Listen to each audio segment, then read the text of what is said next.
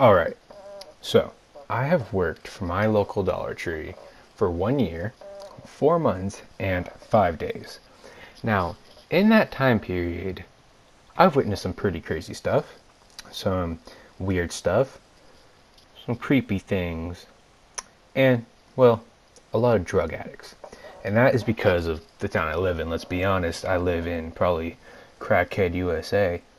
So that has given me a lot of experiences to share with you guys. In today's video, I'm going to be telling you guys about the top 5 Dollar Tree moments that I have experienced in my 1 year working there. Now, let's get into it. So, coming in at number 5, I have a combination of some short ghost stories for you guys. Some proof that Dollar Tree in my town is extremely haunted. My first example for you guys is, this was probably about, I don't know, a couple months ago. I was in the little boys' room getting ready for my shift, and next thing I know, the air dryer is just going off on its own. Now, this is not the first time this has happened. Literally, I'd say about 3 times in the past, I have either walked past our restroom, or just been near the restroom area towards the end of the day, right before we were closing. There was nobody in the store, and this freaking hand dryer just starts going off, and it's kind of trippy. But you're like, oh well, maybe there's something with like the actual hand dryer. It's not haunted. It's just a hand dryer. You can't haunt a hand dryer. Who would even want to haunt a hand dryer, bro? If it was anyone from this town who died, I would not put it past them. There are some weird people in this town. Some other weird things that happen in the store. Well, for instance, every once in a while we'll get like these little motion activated Santas for Christmas, or there'll be like a bunny for Easter. It usually has to correspond with the upcoming holiday, and it's basically a motion activated thing that'll like play a song or make a noise. And these things are proof of freaking ghosts, my man, because there will be nobody near them, and they'll just start going off on their own. And it is probably like, it's kind of annoying at first, and it's like, oh my gosh, like we need to throw these out, they're obviously broken. But it's really creepy when like you show up for like a 4 a.m. shift and you're at one end of the store, and then you hear them going off at the front of the store when there's nobody in there. That's really freaky. And then the other little thing I have is the other, like, I don't know, a couple weeks ago, I was walking to the back of the store, and out of nowhere, like a little button from like a little doll or like a toy or something flew off of it and flew all the way across the aisle right in front of me, and it almost hit me. And I'm just saying, maybe the ghosts don't like me, maybe I offended him. It is California, stuff like that happens. And I'm just like, I'm sorry, my dude, I didn't mean to upset you, but I think the ghost may be out to get me. Anyways, that's all I have for number 5 of my ghost stories. Coming in at number 4, we have my outstanding ensemble of coworkers throughout the year. Dollar Tree will literally hire almost anybody. Like, there's the list just goes on and on. You could literally be the second worst person in the history of the world. You have a pretty good shot. So it's not really a surprise when you get some interesting coworkers. One of these people, for instance, loved his sunglasses. He had to wear them 24/7, and he did not like to be told to take them off. But every day he came to work, he was told to take them off, and he would, reluctantly. And one day he must have just been having a real bad day, because he comes in and he sees me wearing my prescription glasses that just so happened to tint in the sun. So I had just clocked in from work, so they were very dark. And he didn't say anything to me about it, and he went into the office, and this time I guess he got chewed out about his sunglasses because he had worn them every single day for like the past 5 days. And oh my gosh, he came out, and I looked into this man's eyes, and I saw some berserker rage in there, and I was worried for my well-being, man. I'm not kidding. This boy had tattoos up and down. I thought he was going to fight me. And needless to say, long story short, he yelled at me, yelled at my manager, freaked out, and that was the last day he ever worked there. But that's just one of my amazing coworkers from the past.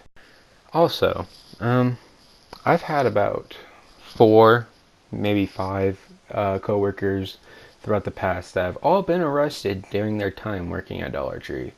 And honestly, I would love to go into the specifics about some of these people.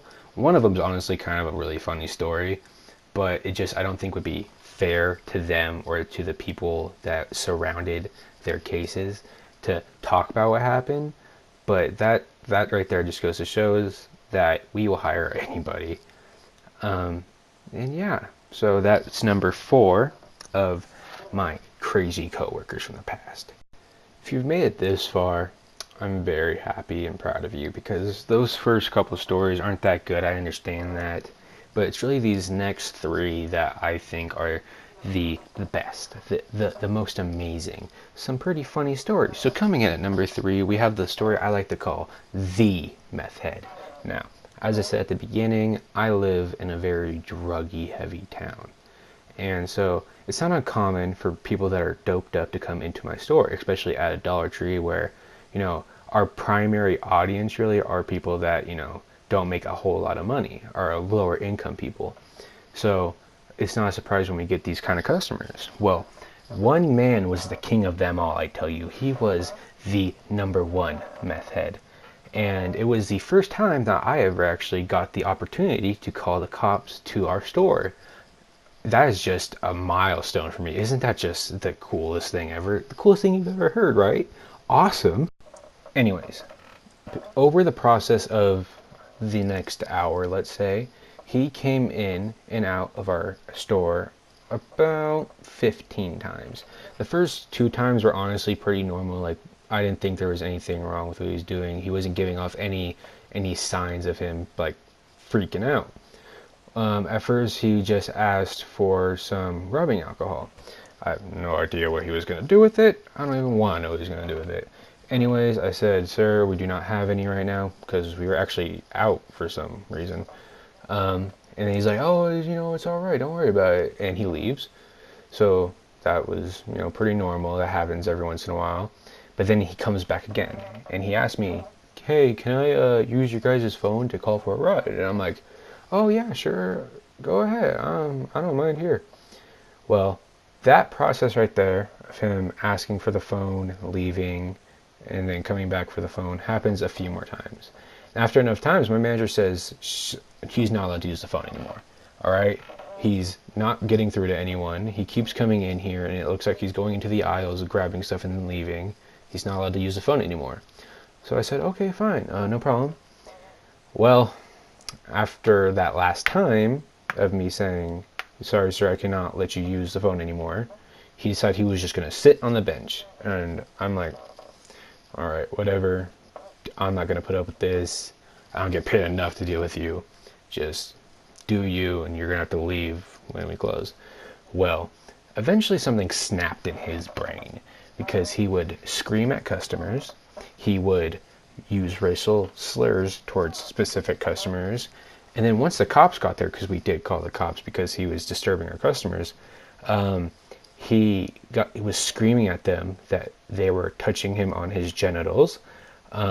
He was calling them gay, but in a much harsher way. He was being really rude to these cops. And the entire time, one of the officers was actually just dying of laughter, because this guy was so just gone out of his mind. And I think they came back in and said that he said he needed a ride so bad because there was someone in the sky chasing him, and that's why he needed a ride so bad. So yeah, this dude was kind of messed up. Our number 2 story, I like to give the honor to the woman that I like to call Mrs. Drunky and Touchy. Now, her name will be understandable here in about 5 minutes. Essentially, this woman got her car towed about an hour before my shift started, because I was there and I watched it happen. And before my shift started, I was really hungry. I'm like, "Hey, I'm going to go over, get something from Subway." And that took a while because there was a line. Well, in the time that I was gone, this woman went in, and I suppose she had like this really big bottle of Jack, and she actually left it in our freezer and I found it back there and actually had to throw it out because we're not allowed to have alcohol in the store. And we didn't know how it got there until later in the day. But she was wasted. She was gone, apparently. And the touchy part of her name was because she went up to three different men in that store, and she grabbed them by the wrist, and she stuck their hand on her, no square. Well, I wish I would have been there to witness this, because apparently after I guess the cops got called there too. In this instance, apparently she put up like a bit of a fight, and then I don't know. I don't even think the cops actually got called on her. I think that's part of the story is kind of like just been changed so much over time because I wasn't there, so I couldn't witness it. Because she did come back after we closed that night. I mean, it was a few hours, so maybe she did get let go. But she came back a few hours later asking for her jack, and I'm like, man, we threw that out hours ago. It was in the store. We're not allowed to leave it in the store. And she starts crying. She starts bawling her eyes out. And she walks away. And we have like one of those little newspaper stands in the front of our store. She grabs it and she went She-Hulk. And she chucked this freaking newspaper thing like 20 feet into our parking lot. And I was a little bit impressed, honestly. I'm not going to lie. I've never seen anything like that. Oh, yeah, that was pretty crazy now that I think about it. We have finally reached our number one spot. And this story has a very special place in my heart because it actually happened not long after I got hired, so it really, set the pace for my current career at Dollar Tree.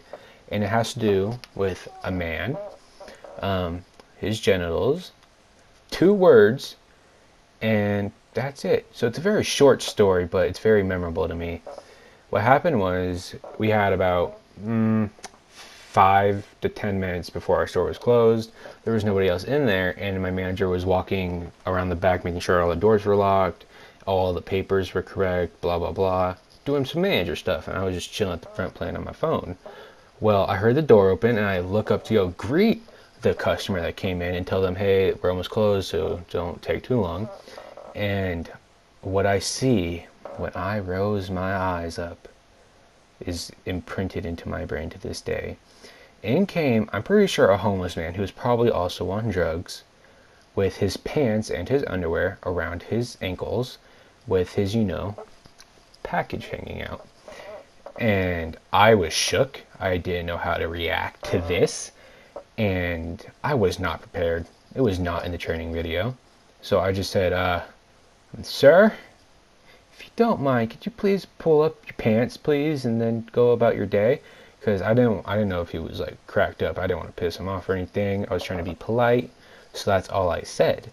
He reaches down, he pulls up his pants, he looks me dead in my eyes, and he just tells me to go F myself. And then he turned around and left. He didn't even buy anything. And I don't know what I did. I just asked him a simple question, and he was not having it, apparently.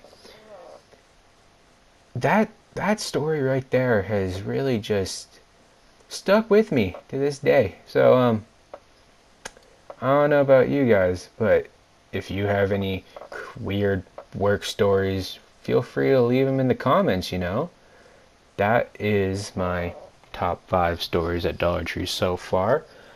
If anything else happens, I'll be sure to make a video about it. So yeah, if you're watching this, don't forget to like, don't forget to subscribe, and have a good day. Enjoy the rest of this video of me getting another dub. So yeah, peace.